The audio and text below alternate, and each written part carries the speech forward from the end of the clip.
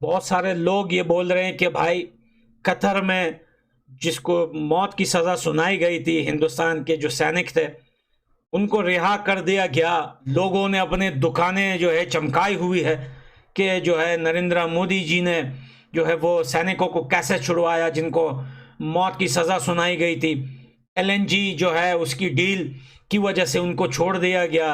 अब कतर जो है वो पैसों के लिए, लेकिन भाई हकीकत कुछ और है। दोस्तों, लगता ये है कि प्राइम मिनिस्टर मोदी का जो मैजिक है, जो जादू है, वो चल गया है।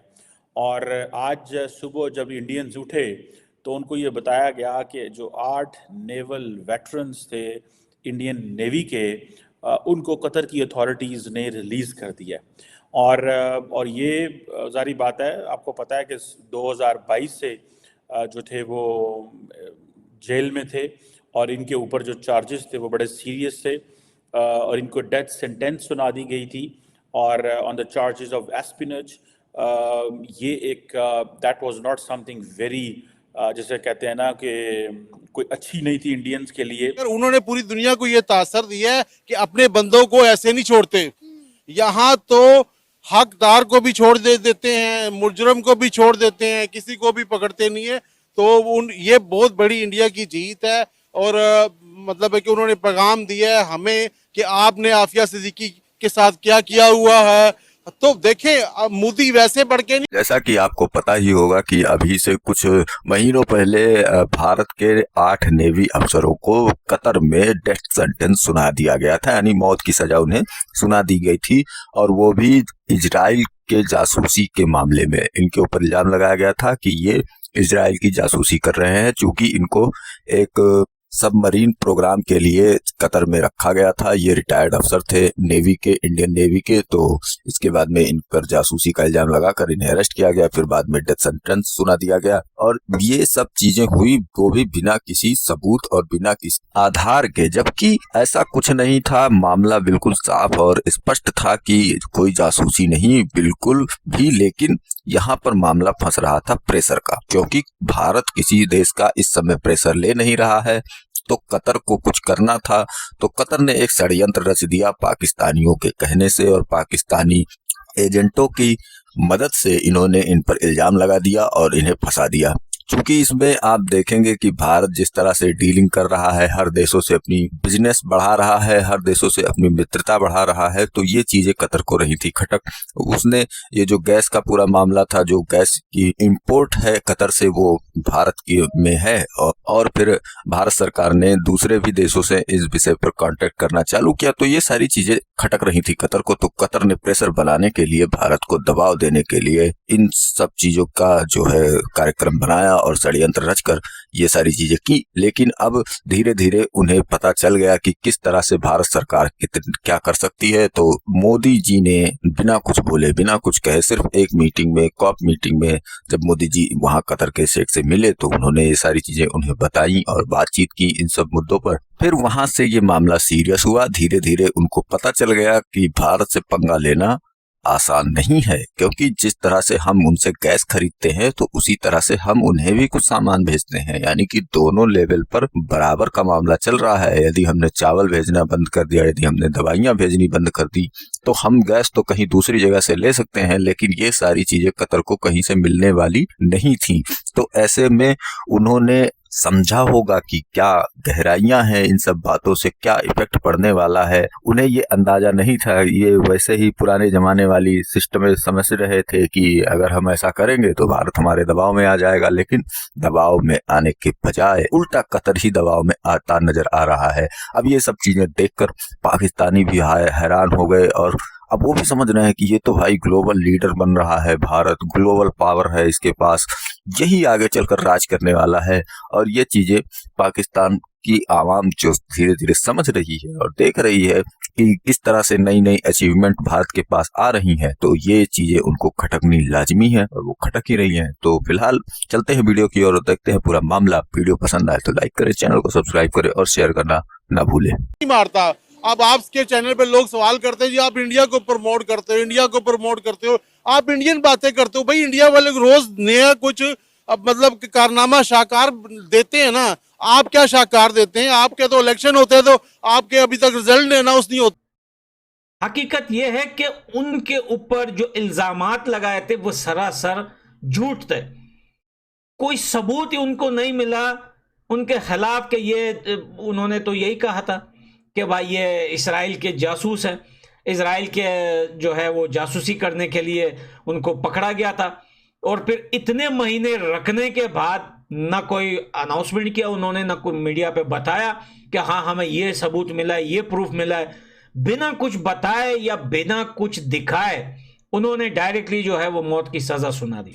लेकिन इसके ऊपर बड़ी पहले भी हमने ये बात की थी कि जो नरेंद्र मोदी है he can make it.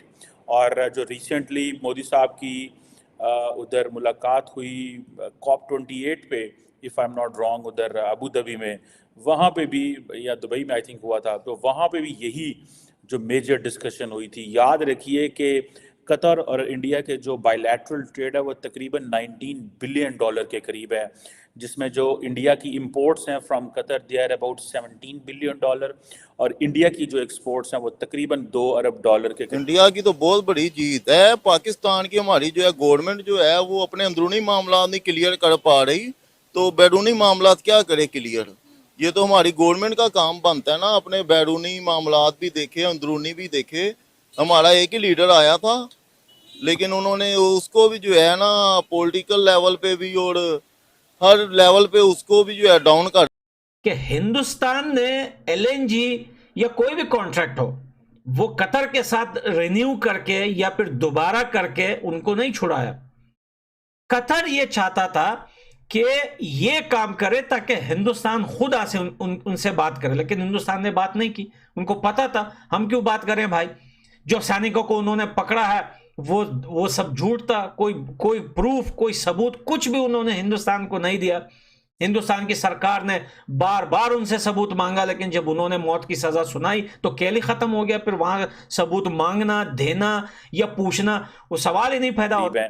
Largely it's an LNG, LPG, chemicals, petrochemicals, plastic, aluminium वगैरह जो है वो कतर एक्सपोर्ट करता है इंडिया को।